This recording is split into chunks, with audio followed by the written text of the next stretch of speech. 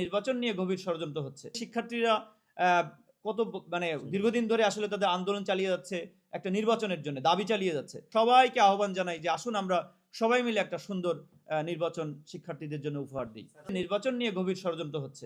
So আসলে আমরা কাউকে ওনাদেরকে সরাসরি ব্লেম করিনি এবং আমরা এসব বিশ্বাস করি যে নির্বাচন সুষ্ঠুভাবে সম্পন্ন হবে এবং ওনারাও সহযোগিতা করবে। আর একটা ব্যাপার হচ্ছে যে এখানে অবজারভেশন টিম আছে, সমস্ত জায়গায় সবাই দায়িত্ব পালন করবে। সো নির্বাচন ওনারা দায়িত্ব পালন করলে আমরা বলবো যে বিতর্কিত করেছে, এটা আসলে আমরা একেবারেই মনে করি, আমরা কখনো কোনো কথা বলিও নাই। আপনি একটু আগে যে সংবাদ সম্মেলন হলো, ওনারা বলেছেন যে আমরা প্রায় 100-150 টিচার এই ইয়েতে করব না আর কি, মানে নির্বাচনে সহযোগিতা করব না। এইটাই আসলে জাস্ট রেফার দিয়ে বললাম। আপনাদের কাছ থেকে প্রচার আপনাদের কাছে প্রচার হচ্ছে।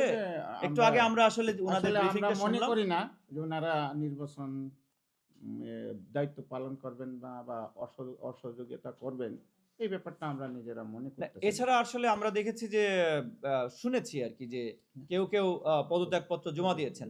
তো এটা আসলে কাইন্ড অফ অসহযোগিতা। আমরা চাইবো যে আমরা বিশ্ববিদ্যালয়ের শিক্ষক সবাই, কে ইউটিএল, কে ইউট্যাব, রিগার্ডলেস অফ দ্যাট, মানে সমস্ত শিক্ষক, আমরা তো শিক্ষক।